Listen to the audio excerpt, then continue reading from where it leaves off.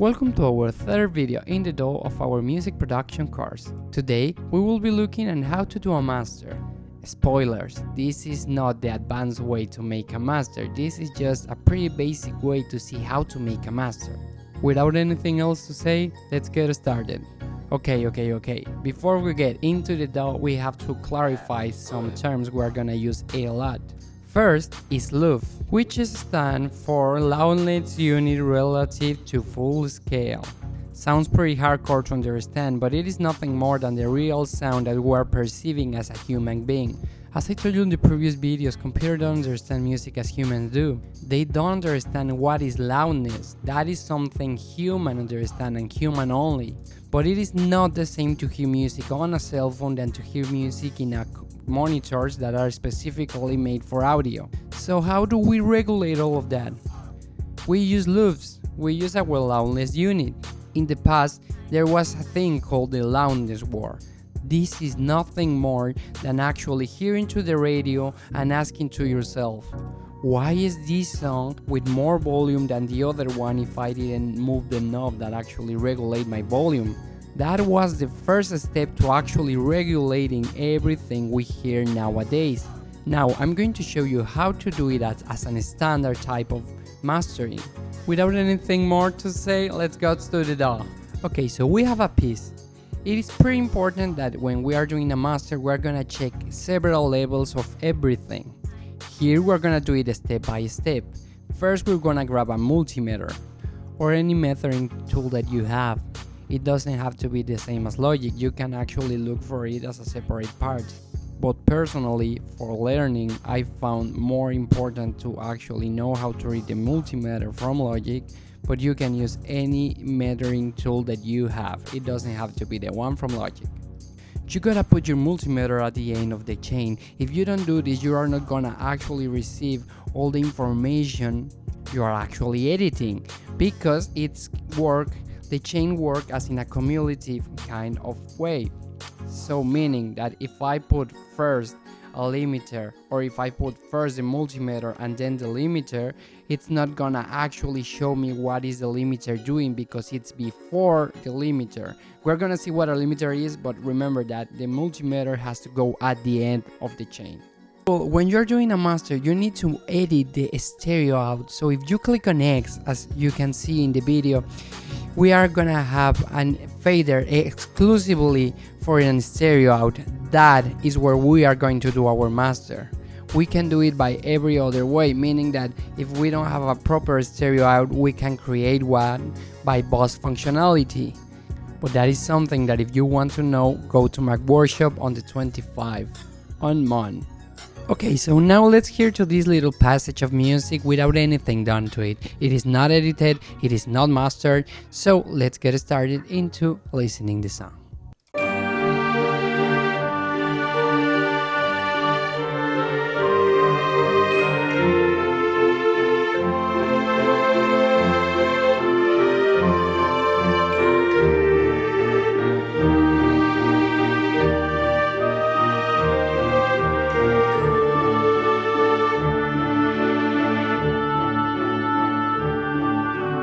Okay, so now that you know the song, let's check the levels in the multimeter and let's go to our first plugin we are now gonna start using, the compressor. Yes, we are gonna start with compression, so pretty easy, we are just gonna compress, as you know in previous videos and I show you.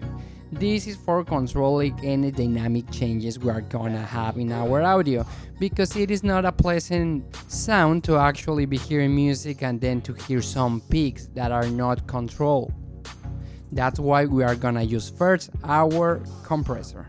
Now that we have controlled our dynamic range, we need to control our frequencies. For that, we are gonna use a equalizer.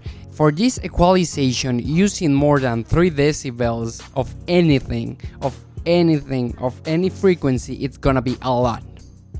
Normally we're gonna use the filters. This is the most important part for the filters, because human can hear up to 22,000 Hertz. So if we have anything above that, we are just losing information, or maybe having more information of what we need, because humans are not gonna hear. Okay, also we're gonna use the high pass filter to eliminate all frequencies that human cannot feel or normal audio system cannot interpret. Something like 20 Hz.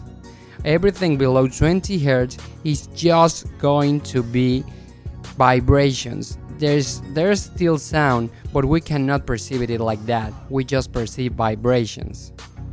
Now that we have tried two different plugins that we learned how to use in the previous videos, let's hear how much our audio has changed.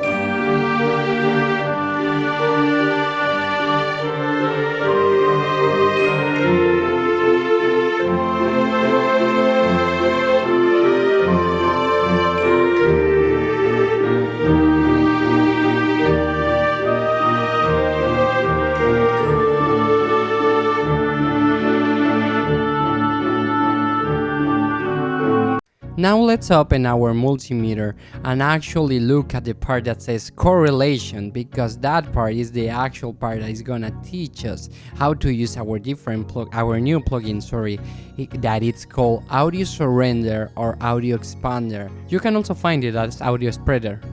Okay, so how do we use an audio spreader? First we have the order, and the order is going to tell you in how many parts you are going to separate your audio in symmetrical parts. The second part that we have is the upper and lower intensity. These are the knobs, the faders you need to move when you are looking at your multimeter. So you have to be aware of the correlation.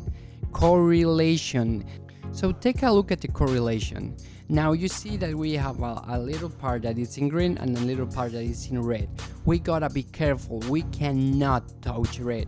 That means that when you are gonna hear the audio in a monophonic speaker, you are not gonna receive all the information, because the information is gonna cancel by itself. So you gotta be very careful when you're moving this. Your upper intensity and lower intensity need to regulate the correlation. Last but not least, the upper frequency and the lower frequency are going to send the instruction to this plugin on in which hertz it's going to start and in which frequency it's going to end, so that you can control better where are you trying to make a spread of your audio in your frequency. So now that you know how to use an spreader, or we actually use it as a plugin for this audio, let's hear how it's actually sounding. It's gonna change a lot. Don't worry if you don't actually hear the difference, because at the end we're going to compare it with no plugins and with more plugins.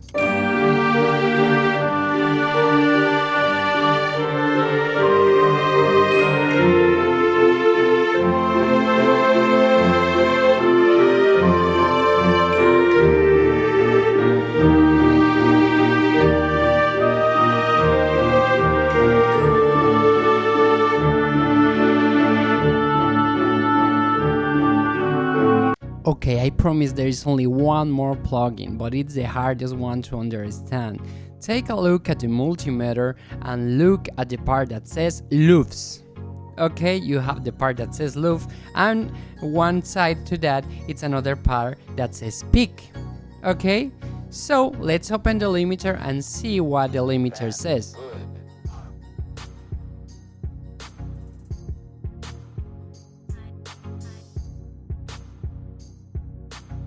Gain. Okay, the limiter says gain, so gain means that you're gonna give gain to all the parts that are in the stereo out, meaning that all your audio is gaining voltage. Okay, so how do we define the gain?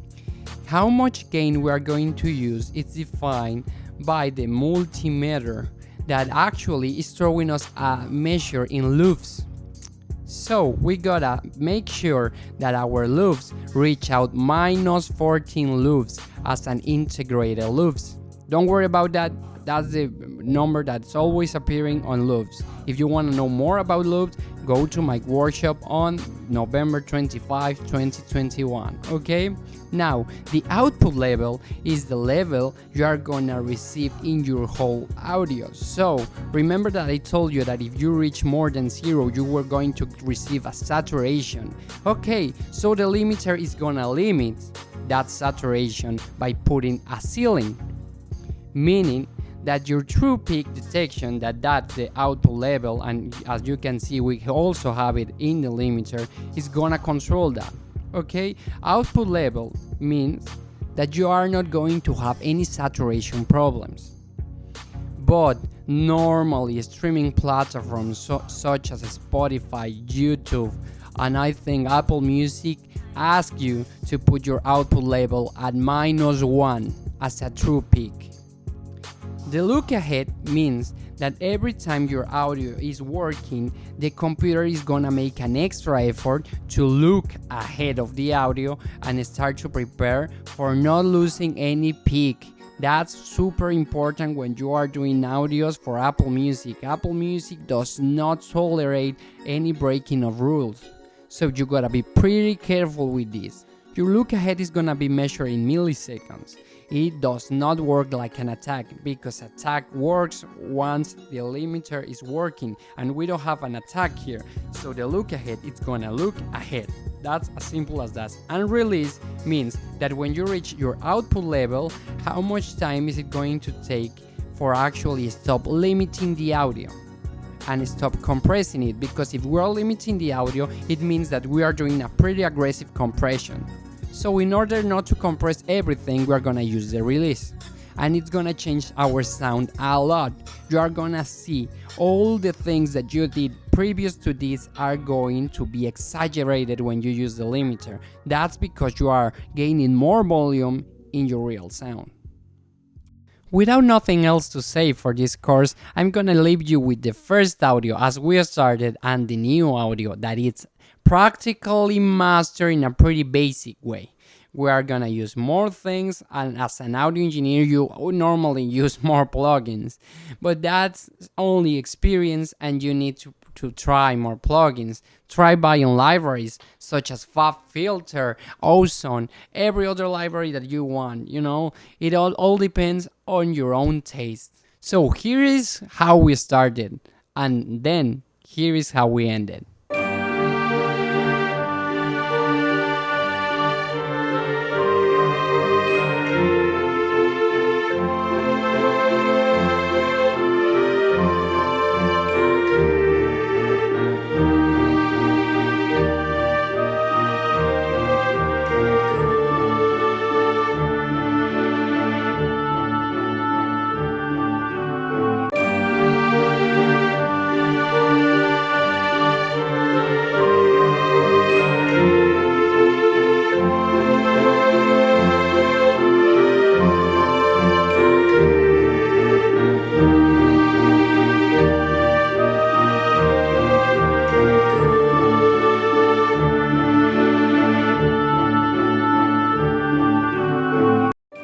Thank you for looking at all the series of videos, and hope to see you in my workshop on the 25. I've said it a lot, but I really want to see you on my workshop.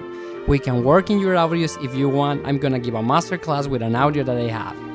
Now, see you on 25. That's it for me.